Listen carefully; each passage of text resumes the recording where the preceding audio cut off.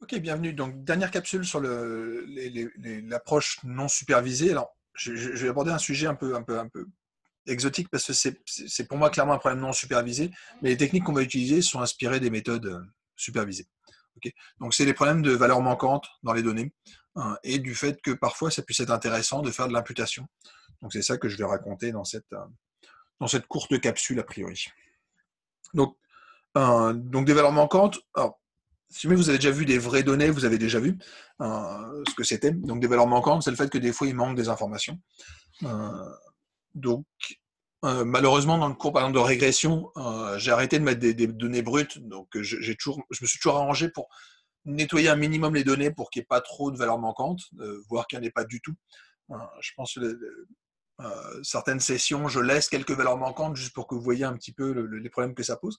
Mais là, on va discuter un petit peu de qu'est-ce que je peux faire quand j'ai ces valeurs manquantes. Donc, l'approche classique en régression, c'était de dire, dès lors que vous avez des valeurs manquantes, il y a deux solutions. Soit il y a une variable pour lesquelles vous avez très peu de variables d'informations. Donc, par exemple, sur les informations sur les prix des logements, par exemple, je me souviens qu'il y a certaines bases que j'avais où l'information est-ce qu'il y a une piscine était remplie seulement dans 10% des cas. Donc, dans ces cas-là, il y a plusieurs possibilités. Soit vous dites cette variable, je ne vais pas l'utiliser, première possibilité, soit vous supprimez une variable, soit au contraire, vous supprimez tous les individus pour lesquels cette variable n'est pas renseignée. Alors le problème, quand on commence à supprimer des individus, c'est qu'assez vite, pour un individu, je vais récupérer potentiellement au moins une valeur manquante sur une variable. Si jamais ce n'est pas sur le fait qu'il y ait une piscine, ce serait est-ce qu'il y a un foyer dans la maison, ou est-ce qu'il y a un garage, ce genre de choses. Donc il y a assez souvent des variables manquantes. L'autre possibilité, c'est de se dire, si jamais il n'en manque pas trop, je peux faire de l'imputation. Okay, donc je vais juste vous illustrer l'imputation dans un problème très très simple. Je vais le faire uniquement en dimension 2 déjà, mais vous montrer une méthode qui est relativement efficace, qui est basée sur l'idée des cas plus proches voisins. Donc on en avait parlé un tout petit peu dans le cours de régression. On en reparlera un petit peu plus tard dans le cours. Et j'avais fait une petite capsule où j'avais fait les notions de lissage et j'avais parlé des cas plus proches voisins comme une méthode assez simple de lissage. Là, on va utiliser cette méthode pour imputer des valeurs manquantes. Donc le problème des valeurs manquantes, j'ai repris une typologie assez classique des valeurs manquantes. La première possibilité, c'est que la valeur soit manquante de manière complètement aléatoire. Okay, ça veut juste dire que supposons que je puisse observer réellement toute ma variable, c'est juste que supposons qu'il y en ait la moitié qui devienne manquante, ça veut dire que le fait d'être manquant ait été enlevé complètement au hasard. Donc c'est finalement le cas le moins gênant, parce qu'en fait, dans ces cas-là, c'est facile, il suffit de mettre en gros une valeur moyenne et ça suffit. D'accord. Donc le fait qu'on soit complètement au hasard, c'est pas problématique. Là où c'est problématique, c'est quand euh, c'est soit au hasard, mais conditionné par une autre variable. Okay. Donc par exemple, vous pouvez penser aux données du Titanic, le fait d'avoir une valeur manquante sur l'âge est malheureusement conditionné par le fait qu'on ait survécu, en partie. D'accord. Le conditionnement n'est pas direct, comme ça pourrait être le cas dans le dernier cas. Ça ne veut pas dire vous avez survécu, vous êtes décédé, on n'a pas votre âge. C'est plus subtil, c'est que les personnes qui ont survécu, une très grande majorité, on a leur âge. Par contre, les personnes qui ont décédé, on avait leur âge uniquement si jamais on l'avait quand ils ont embarqué dans le bateau, qui peut être lié aussi à la classe et ce genre de choses, la classe étant aussi liée à la survie.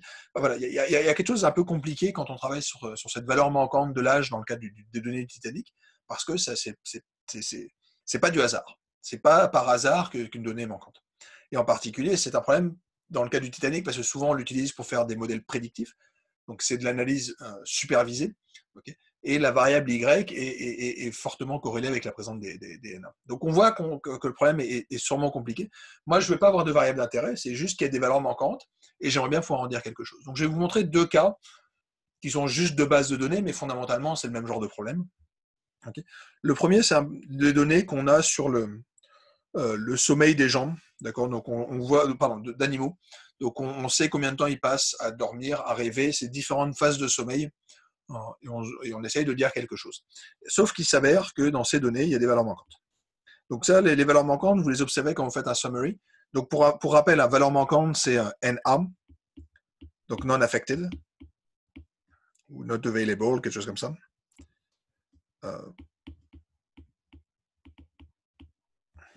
Okay, donc c'est une donnée manquante qui est différente du NaN. Okay, NaN, c'est not a number.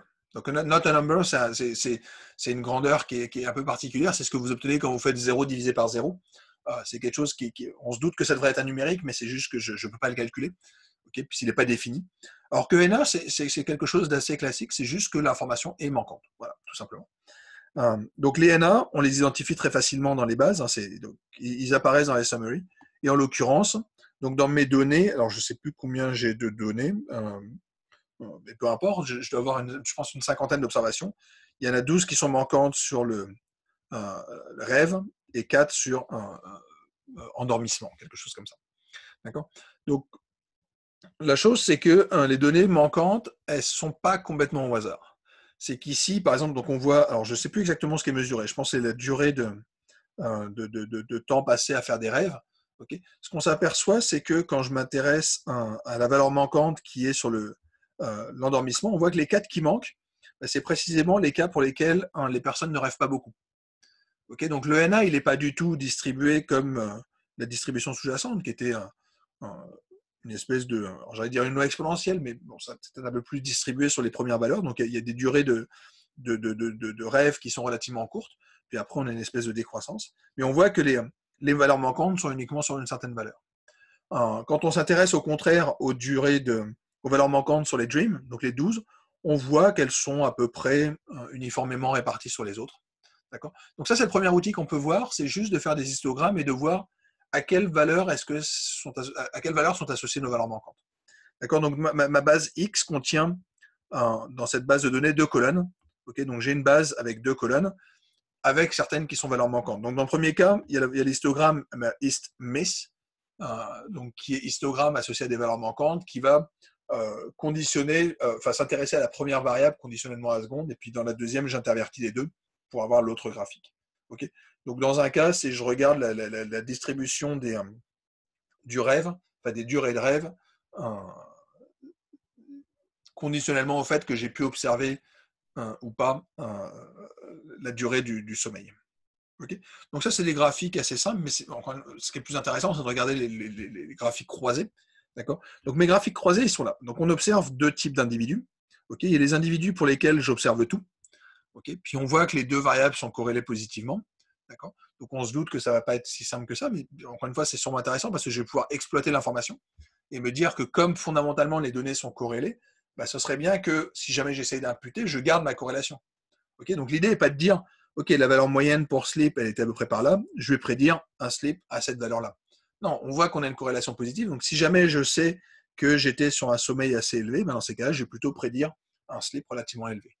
Okay, donc les points rouges correspondent aux données pour lesquelles j'observe les paires, et on a 2 informations qui apparaissent ici, qui sont les valeurs manquantes dont je dispose, qui sont les informations manquantes sur les 2 variables. Et ce qu'on va essayer de faire, c'est faire l'imputation. Donc ça, c'est fait sous R par les cas plus proches voisins. Donc je le programmerai à la main pour vous montrer comment ça marche.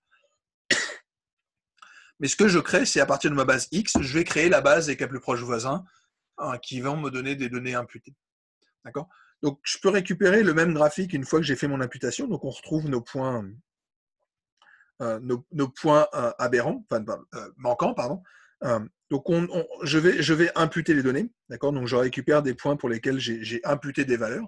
Okay, comment est-ce que première chose que je peux observer, c'est qu'en fait j'ai mon histogramme en rouge, puis j'ai l'histogramme que je vais obtenir une fois que j'ai imputé mes données. D'accord ? Donc on va avoir ces valeurs imputées. Le point important, c'est que la corrélation sur mes X de points rouges, j'avais une corrélation à 0,72. Une fois que j'ai imputé mes données et que je le fais sur ma base totale, je suis à 0,74. Donc on voit que j'ai une certaine cohérence au niveau de ma corrélation, donc j'ai imputé mes valeurs de manière relativement réaliste visiblement. Donc comment je l'ai fait ? Je vais vous le faire avec les mains. J'ai une valeur manquante ici. Okay, donc j'ai une valeur manquante à peu près à ce niveau-là, à peu près à 16. Okay, je me demande ce que j'observe juste un sleep, mais je ne sais pas ce que vaut dream. D'accord, donc je ne sais pas, est-ce que mon point il était ici, est-ce qu'il était là ou est-ce qu'il était là. En fait, il s'avère que je peux regarder les cas plus proches voisins. Donc par exemple, je peux regarder, alors en l'occurrence, j'ai fait les 6 plus proches voisins, je suis désolé, j'ai marqué 5 sur mon slide, et je vais regarder tout simplement quels sont les voisins les plus proches de mon sommeil. Donc je vais prendre les voisins les plus proches, d'accord, donc je vais me définir je vais calculer la distance tout simplement, donc une distance euclidienne standard, et je vais me dire, je vais prendre les 6 plus proches voisins. Donc les 6 plus proches voisins pour lesquels j'ai observé des données. Okay, donc les points pour lesquels j'observais des données, c'est les points qui étaient au départ en rouge, mais sur lesquels je suis en train de réécrire, qui donnent ces valeurs-là. Et dans ces cas-là, je peux juste me contenter de prendre la moyenne des valeurs en dream, donc de la variable x1 qui m'intéresse, okay, sur cette valeur-là. D'accord. Donc je prends la moyenne, et forcément, je vous ai fait la discussion sur l'autre variable. Ce qui me manque, c'est la variable x1. Okay, j'observe x2. Okay, x2 valait x15, donc c'est x1 qui est manquant. Et donc, je fais la moyenne sur ma variable x1.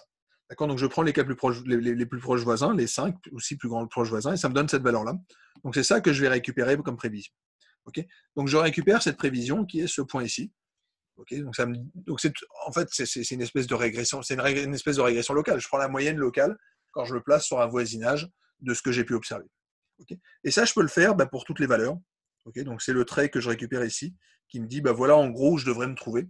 Okay, donc, dès que je dois faire l'imputation pour une valeur, si jamais je fais une imputation pour une valeur qui est proche de 16, dans ces cas-là, je dois plutôt prédire une durée de rêve qui est de l'ordre de 3 heures. Au contraire, si jamais j'étais vers 5, je ferais plutôt une imputation vers 1 heure. Okay, donc, je vais mettre des valeurs, si possible, qui soient les moins éloignées de ce que ça pourrait être en réalité. Je vais prendre en fait la valeur moyenne des points qui sont voisins suivant les autres variables qui sont disponibles. Okay, donc ici, je le fais avec la seule variable que j'ai à côté qui était disponible. Okay, mais je pourrais le faire si jamais j'avais plusieurs autres variables. J'essaierais de trouver des individus pour lesquels j'observe mon information et qui sont proches de l'individu que j'essaie d'imputer. Ok, mais je peux faire la même chose dans l'autre sens, c'est-à-dire me dire, je peux prendre un point pour lequel je n'avais pas observé la durée de sommeil, mais j'ai observé la durée de rêve. Okay, donc cette fois-ci, j'ai un point qui est aux alentours de 1. Okay, je me demande comment est-ce que je peux prévoir sa valeur. Dans ces cas, je vais tout simplement prendre les voisins les plus proches. Donc toujours pareil, j'en prends un petit nombre. Par défaut, je crois que c'est 5 sous l'algorithme de R dans KNN. Okay, et donc, je vais prendre la valeur moyenne qui va se placer très exactement sur la valeur qui est ici. Okay, donc, je vais prendre la valeur qui se trouve là. Okay, donc là, j'obtiens cette courbe qui est en bas, qui est plutôt de cet ordre-là, donc qui nous dit, si jamais je fais une imputation pour un individu qui a une durée de rêve qui est faible, je vais plutôt prévoir des valeurs de l'ordre de 5-6, alors qu'au contraire, si jamais le rêve est important, j'ai plutôt de vers 15. D'accord ? Donc on voit qu'on a ces deux visions un peu duales du problème, avec encore une fois l'autre lecture. Encore une fois, c'est x, i2 qui était manquant. D'accord ? Donc ce qui me manque, c'est l'information sur l'axe y. D'accord ? Donc, je vais faire la moyenne des observations pour lesquelles j'ai observé les paires, qui sont des voisins de l'individu quand je regarde la valeur qui me manque. Okay, et donc, je peux faire mon imputation et c'est ce qui est fait automatiquement sous R. D'accord ? Donc, cette méthode d'imputation me permet j'allais dire de gagner des données, mais en fait, c'est effectivement le but, tout simplement en remplaçant des valeurs manquantes par quelque chose qui est vraisemblable, compte tenu du fait que cet individu, il doit être proche des individus qui étaient proches. Okay, donc c'est ça qu'on va utiliser. Alors je vous montre juste un autre exemple. C'est une autre base de données qui est dans un package qui s'appelle WIM pour un missing value, imputation missing values, qui est la base Tao, dans laquelle j'ai deux variables qui m'intéressent, qui est la température de l'air et le niveau d'humidité. Okay, donc j'ai pas mal d'observations, et là encore, j'ai des valeurs manquantes. J'en ai 81 pour la température et 93 pour l'humidité. Okay, donc on a des capteurs à un endroit qui mesurent l'humidité et la température. Il s'avère que là encore, et j'ai plus d'observations, donc c'est pour ça que cet exemple est un peu plus marrant, les deux sont corrélés, mais surtout, les valeurs manquantes sont corrélées avec l'autre. Dans le sens où, si jamais je regarde la distribution de la température de l'air, j'obtiens cette espèce de graphique avec deux bosses. Okay, sauf que si jamais je n'observais pas l'humidité, dans ces cas-là, c'est juste pour le cas où les températures étaient basses. Donc le fait que j'ai l'humidité qui me manque, donc si jamais j'ai des NA qui sont donc des valeurs manquantes pour une des composantes, la composante humidité, en fait ça n'arrive pas n'importe quand. Okay, c'est essentiellement manquant quand la température était faible. Okay, donc je pourrais utiliser cette information pour me dire que si jamais je dois imputer, je ne vais pas prendre la valeur moyenne de la température. Ce qui me manque, c'est la température, je vais plutôt prendre la température des voisins de ces individus-là. Et j'ai la même chose dans l'autre cas, c'est-à-dire si jamais je m'intéresse à la distribution de l'humidité, les moments où l'humidité est manquante, c'est quoi ? La température est manquante. Donc la température est manquante quand l'humidité était faible. Okay, donc on voit que dans notre nuage de points, en dimension 2, les points qui vont être manquants vont plutôt être manquants dans la région en bas à gauche. Donc ça ne sert à rien de prendre une valeur moyenne, okay, essentiellement parce que ça va me biaiser complètement mon estimation. Donc voilà mon nuage de points. Donc on observe en fait qu'on a deux graphiques sous-jacents à l'intérieur, et j'ai pas mal de points qui sont manquants. D'accord. Donc j'ai pas mal de points qui sont manquants sur la température, mais aussi pas mal de points qui sont manquants sur l'humidité. Donc ce qu'on va faire, c'est faire une imputation. Donc je vais vous présenter deux sorties qui sont obtenues pour faire l'imputation. Donc la fonction, c'est margin plot, donc qui nous permettra de créer cette régression. Okay. Donc on obtient les valeurs qui sont là. Donc les nuages de points qu'on va créer sont ces points en bleu. D'accord. Donc ça, c'est avec une première méthode. J'ai une autre méthode qui va nous les répartir un petit peu plus dans l'espace, donc basée sur ces histoires de cas plus proches voisins. Donc c'est vraiment cette idée de, quand j'impute, j'utilise des informations que j'ai pour tenir compte en fait du fait, typiquement, j'ai pas de données par ici. D'accord. Donc j'ai pas de données par ici. Donc si jamais il me manque des données là, mes observations, elles sont plutôt, quand il manque des données par ici, les points qui sont là, ils vont sûrement s'observer plutôt par ici. D'accord. Donc je vais plutôt avoir des imputations de points par là, parce que parce qu'encore une fois, ça se trouve, les points qui manquaient, c'était précisément les points là. Mais voilà, manifestement, si jamais il me manque une information sur l'humidité, elle est plutôt par ici quand j'essaie de faire ma modélisation. Okay. Donc c'est ça, cette idée d'imputation, c'est se dire, je peux peut-être utiliser des informations d'autres variables, parce qu'en fait, le fait d'être manquant ne peut souvent pas être considéré comme étant indépendant de certaines variables explicatives. Et donc, je vais jouer sur le fait que dans la plupart des cas, je vais récupérer les paires, okay, enfin en tout cas des valeurs manquantes sur l'autre paire, et donc je vais pouvoir matcher les deux en prenant une valeur moyenne. D'accord. Donc c'est vraiment ça, cette idée d'imputation. Donc voilà, si vous avez des valeurs manquantes, je vous donne ce petit outil dans votre boîte à outils. Il y a pas mal de packages en R qui le font. Mais voilà. L'idée assez souvent repose sur l'idée de regarder les cas plus proches voisins, parce que c'est une méthode très simple d'imputation non paramétrique quelque part. Donc je n'ai pas besoin de construire un modèle pour faire ma prévision, je vais juste me dire comment se comportent les voisins pour lesquels j'ai réellement tout observé. Okay. Je vais m'arrêter là pour cette capsule, c'était juste une petite parenthèse, mais voilà, c'était juste pour que vous ayez l'info le jour où vous avez des valeurs manquantes et que vous voulez imputer. Voilà le type de modèle, le type d'approche qu'on peut retenir. Ok. Donc je clôt cette première partie sur les modèles non supervisés. Okay.